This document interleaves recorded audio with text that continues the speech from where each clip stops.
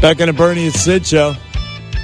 This is Derrick Lewis. Derrick the Black Beast Lewis. He's a heavyweight UFC fighter. You know him, folks. I mean, anyway, this is his song. This is his walkout song. Who's this by now, Matt Meany? The Marty Ray Project? The Marty Ray Project. It gives you the motivation when you come out, right, Derrick? Yeah, he's a good friend of mine. Yeah. Well, listen, welcome to the Bernie and Sid show. And it's an honor to have you here. It really is. I appreciate it. Thanks for having me. Not at all. How you enjoying New York City? Not so much. Why not? I'm sure it's a good city. What do you mean not No, so come much? on, man. What? The weather. The weather. The weather sucks. And He's the right. homeless people keep grabbing my A jacket. lot of homeless. I had one this Get morning. off my jacket. I told Bernard the story. 5 o'clock this morning, one of them touched me. I'm like, I will kill you. I will kill. Now, look, you're in New York today, but the epicenter of the United States tonight is Houston, Texas, where the Astros are going to try to win one home game. All 6 games have been won by the road team in this World Series. And I bring this up to you, Black Beast, because you are a Houston native. Your buddy here's wearing his Houston sweatshirt. You've lived in Houston since you're a little boy. You still live in Houston. So I would imagine you're a big Astros fan, yes? Oh, yeah, for sure. They're going to lose tonight. Scherzer's going to beat them. Will you cry if they lose? Oh, not at all. You don't cry. You're too tough for I'm that. more focused on my fight than worrying Damn about the right. Astros this week. That's stupid baseball. I mean, come on. hear you, bro. I hear you. Hey, listen, I swear to God, I watched that Volkov fight when you knocked him out. You were behind. There's no doubt about it. Yeah. It was about, I don't know, a minute left in the fight or whatever. 30 seconds. 30 seconds, and you knocked his butt out on the floor cold. It was unbelievable. And I was on my feet. Couldn't believe you did it. Everybody talks about how you come back in the later rounds or the later moments of the final round, whatever. But you did it. And, I mean, that was the night that Joe Rogan asked you, why did you rip your shorts off? And the infamous response that really instantly made you famous. My balls was hot. There you go. It was incredible. And it was just improvised and as effortless and cool as possible. I mean, it was great. It really was. So then you went on to say that the president called you up. President Trump called you, and because he was Russian, and you had to kick his butt to make the president look good. I mean, it was funny. It was hilarious. Is it true? Did he actually call you? No, he didn't call me. You know he's going to be there this Saturday, right? Yeah, I heard, so that's a good thing. Bob Kraft is going to be there, The Rock. See, Colby Covington was in this studio about 5 or 6 weeks ago when he fought Newark. And he actually does love Trump. I mean, his kids go to his fights. But you were kidding. Did you like Trump or... You're funny. Don't even answer. Just by the smile right now. Well, listen, you know Dana White. Dana White loves him, so yeah. I mean, it's best just to be neutral, right? He doesn't seem neutral to me. It seems like he'd rather fight Trump on Saturday than. Well, if you stop talking and let him answer a question, for God's sake. I love everybody. That's my man right there. So you're Peace fighting. and love to everybody. You're fighting this dude. Actually, he's a Russian Bulgarian. Ivanov. It's the same thing. But how is your cardio? I mean, sometimes you have problems with your cardio, right? But Yes. your coach is here right now. He's been working you real hard. Yeah, for sure. Like I've been saying in other interviews, that I'm taking my cardio and my training a lot more serious than I have been in the past. You know, I'm training 3 times a day now, literally 3 times a day, instead of just only training 30 minutes. Right. You look slim. You're looking slim and trim, fighting shape. I will say this. And the one thing about the heavyweight division is you don't have to make weight necessarily, unlike some of the lower classes where they have to actually cut weight and go through hell the couple of days before the weigh-in. You don't have to do that, right? Not anymore. At first, I used to cut down from 295 and make the 265 cut. Wow. It's a lot of weight. 295. It's a lot. So Oh, listen, my God. before we break, we're going to keep you for a second segment. I'm curious, 3 times a day. I know guys like Barry Bonds. He would work out twice a day. He would go hit the weights really hard for a couple of hours. Then he would come back and do his cardio. So weightlifting, cardio, what's your third workout? Just technique and stuff Technique. like that, wrestling. Oh, really? Okay. Yeah. And you're doing that every single day on top of the others. Every day except for Sundays. And how many months before a big fight like this will you start doing that daily? Now, this camp, 7 weeks, 7, 8 weeks. Wow. No wonder you look great. You stay away from the ladies in the run-up to the fight? Oh, not at all. My wife is it's a big part of it. You see? There you go. Ricky Williams once told me this, the Dolphins running back. I said, Ricky, I was told that you can't have sex with a woman the night before a big game because your legs the next day aren't going to work. I said, have you ever had a 100-yard effort after having sex? He said, Sid, if I have sex twice, I'll get 200 yards. We'll talk to Derrick Lewis more. He actually hooked up with Shaquille O'Neal last August, and we'll talk to him about the UFC fight game in general and the main card, these crazy guys, Masvidal versus Nate Diaz. Derrick the Black Beast Lewis in studio with Bernie and Sid. We're coming right back. This is a come-from-behind knockout, the likes that we haven't seen in a long time. And you were looking for that big haymaker all night. You found it in the last minute of the fight. I forgot a few hours before the fight, Donald Trump called me and told me I got knocked this Russian out because they're making him look bad on the news. You know, him and Putin. They're talking about USA in this whole. That is hilarious, yo. Derrick the Black Beast Lewis talking to Joe Rogan after he fought this Russian guy, Volkov, knocked him out with seconds remaining. It was an incredible knockout, and just for the ages post-fight interview right there. Derrick Lewis. Derrick, once again, welcome to the studio in New York City, which you're not that thrilled about New York City. I hope you're happy to be here. No, I'm happy to be here. Well, listen, let's talk about your history. I mean, you did time in prison. You came out. You redeemed yourself. That's beautiful.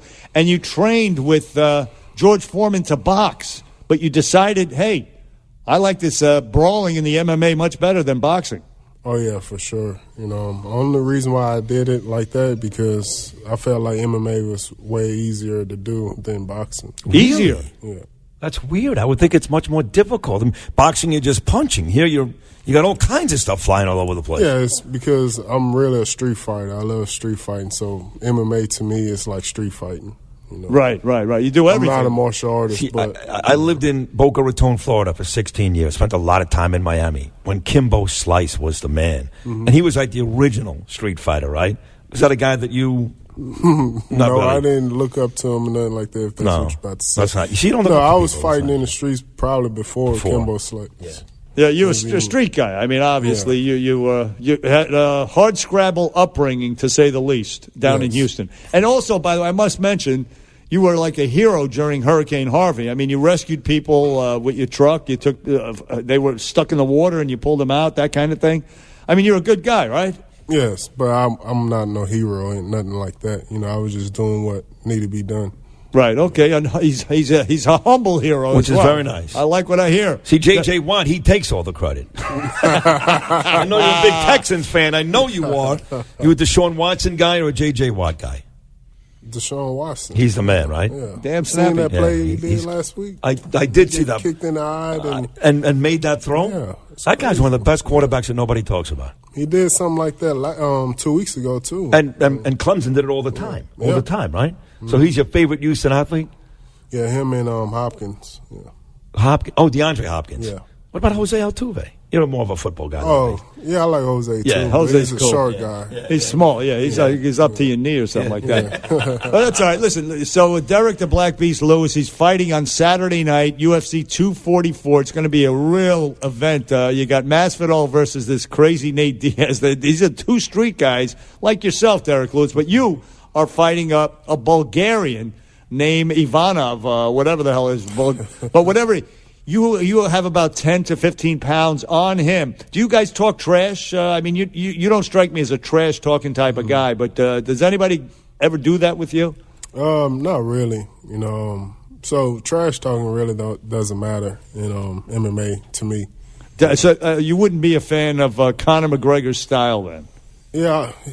He has me laughing all the time, so I like it whenever he talks. That's interviews and stuff like that. Just his accent, and then he tries to be serious and talk, and it's just funny to me. Right. We didn't come here to take part. We came here to take over. Yeah, that's just funny to me, just him talking. Yeah, that's right. He's like a leprechaun, right? Yeah. All right, so you're going to fight this Bulgarian dude, and what's the prediction? You're going to knock him out? Are you ready to go 3 full rounds with the guy? I'm ready to go really 3 rounds, but I'm really going to be looking for the knockout the first round. No doubt. But if I don't get it the first round, then I wait till the last 30 seconds of the fight. I love it, so man. what do you do it. then for all that middle part of the bout? You just kind of... just, like, catch my breath. Catch your breath, right. Do the Macarena around the octagon? Trump. Yeah. See what Trump is in the audience. And see The Rock is there or somebody like The that. Rock is supposed to hand the baddest mother effing belt to either Diaz or his competitor coming up on Saturday. You like The Rock? You cool with him, with Dwayne Johnson? Yeah, because I grew up watching wrestling whenever it's WWF. You know, I don't really watch it now. I don't either. But I was watching it then, too. Bill Goldberg and... to me, it was realistic. Yeah. Then, like the Hell in the Cell and all that. Right. It was crazy back then. Yeah. So you hooked up with, speaking of athletic icons, Shaquille O'Neal back in August. What were you guys doing together? We just went to the fights. Oh, you went to, he's into, he should be here too. Oh, really? This is a big event. People don't realize how the UFC is really, really taking off. You got the President of the United States, Dwayne "The Rock" Johnson, Shaquille O'Neal at Madison Square Garden on Saturday night, and you fighting Derrick the Black Beast Lewis. I mean, one of the funniest, understated guys in the UFC fighting that night. I mean, it's incredible the way the UFC is taking off. Dana White's a genius, isn't he? Oh, yeah, he did a great job with the company. Yes. You kind of remind me of Shaq a little bit. You guys, the way you talk. I've been hearing that all the time. You've been hearing it all the time? All the time. Yeah. I hear that all the time. That's cool, though. If you're going to be compared to somebody. I mean, Shaq ain't bad, right? I mean, so will he if he arrives that night, will he come looking specifically for you? Well, you could say I'm the cuter version of Shaq. Yeah, I would. No, you are better like looking. You are. You're in better shape, but you got a little heavy, Shaq. He's retired from the game. But you guys are very, very similar, so he'll come looking for you. You guys are buddies, you guys. Yeah, we cool. Yeah, you guys are cool. We cool. You don't like Barkley then, right? You think Charles Barkley's a dick, right? Yeah. A little bit. Yeah. You know, I think Charles Barkley, he focused on his eyebrows more than anything. It's just terrible. You know, that's terrible. That's funny. So Derrick is here with his coach. First of all, before I want to ask his coach a question, but we asked you about women fighters earlier. Or I asked you about actually having sex before a fight, but now I want to ask you about what do you think of women fighters in the UFC? You know, I really don't like watching women fights. No, huh? And last week I finally had thought, like, dang, I forgot they have periods. And so, like, I wonder if they still fight on their period. Oh, if they do, they win. Yeah, that's crazy, right? Like, it's not crazy. It's not fair. You'd think they get cut in the face, something like that, like they bleeding and stuff like that. But no, it's from them being on their period. Oh, so my God. Like, you know what I'm saying? So I don't like watching women fight. Bottom line. He says that, and I almost got fired once at FAN because Chernoff allowed Rick Mahorn, a former Detroit Piston basketball player, to come on the air with me. He was coaching the women's WNBA team in Detroit. And I said what he just said. I said, Bill, what happens if your best player's on a period? How do you coach her? Isn't she bitchy? No, don't say that. Don't. I got called in the office. I got in all kinds of trouble, but that's what guys think, right? That's what we think. But, So Derrick Lewis, your trainer, is here. And your name again, sir? Bob Perez. Bob Perez. He's Derrick Lewis's trainer, and he says that regarding conjugal relations before a fight, women, you highly recommend it. I encourage it. It raises their testosterone level for sure. For women? Yes, absolutely. But it has to be with a man. You would hope so, yeah. you would hope so. Oh, it doesn't matter though. It doesn't matter. No, as long as they get the. I don't think it matters. As long as they're getting the blood pumping, you're good to go. So, who grapples with Derrick Lewis? I mean, you have somebody. Oh yeah, we bring in guys for him. He's a massive guy, so we bring other heavyweights. Is he going to shoot? Are you going to try to take down this Bulgarian bozo on Saturday night? If the opportunity is there, yeah, but I'm not going to be looking for a takedown. No, because that's not your style. You're a street fighter. You're not a martial artist necessarily. You just want to bang. Yeah, I just want to bang. So you're 28 fights in now. You got a record of 21-7. How much longer do you see yourself doing this? And have you ever thought about, right now you're in the prime of your career, I get it. Have you ever thought about when Derrick Lewis puts aside the Black Beast and now you're just Derrick Lewis? What do you do after this? Just really be a professional mailbox driver. You know, is that what you want to do? Back and forth to my mailbox, get my checks. Get checks It's out. Seems like a good living. Yeah, Yeah. So right now I'm making the right investments, and I got a couple of homes, real estate, and we smart. might be opening up a European wax center. Is that right? Yeah. Really? So you have a bunch of businesses. You're putting your money, spending it correctly. Yes. So you're going to make sure that when you, in fact, give this sport up, you're good. Yeah, for sure. So I know I can't fight forever. Right. And I know what it felt like being broke for years. Right. So I don't wanna be that's like right. that You're not no going more. back to that. Never go though. back. No. We always remember. Let me ask you about you after that fight with Volkov when you knocked him out and you had that great infamous post-fight interview with Joe Rogan. You got the fight with Cormier. I say it was because of the interview more than the actual knockout, but whatever. Cormier submitted you in the second round. I was pulling for you all the way, and this guy has gotten fat, Daniel Cormier, since he last fought. He's humongous. I mean, do you want a rematch with him? Oh, yeah, I would love a rematch with him, but I don't think it's going to happen because this might be his last fight. Oh, really? He's getting out? Yeah, he's going to retire after this last one. Yeah. You know, I interviewed Stipe Miocic, and Daniel Cormier actually he pokes people in the eyes, and I don't know. I asked Stipe if he thought he was a dirty fighter, and Stipe sort of hesitated, didn't really answer. Did you find that when you fought Cormier? No, not at all.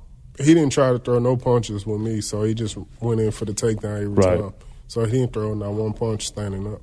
Okay. Hey, listen, I got to tell you something. Sid, we all love you here. No, we're big fans. And Jill loves you. We play tapes all the time, all bro. the time. I do have one more for you on the way out, though. You did mention you're a big boxing guy growing up. Now you're, of course, a UFC star. Who was your favorite boxer growing up? I'm just curious. Oh, Mike Tyson. It was Tyson. No now, you doubt. know that Tyson was a terrible fighter. He was intimidating. He was great. He kicked everybody's ass. Technique-wise, when he came in the cage, it was terrible, but...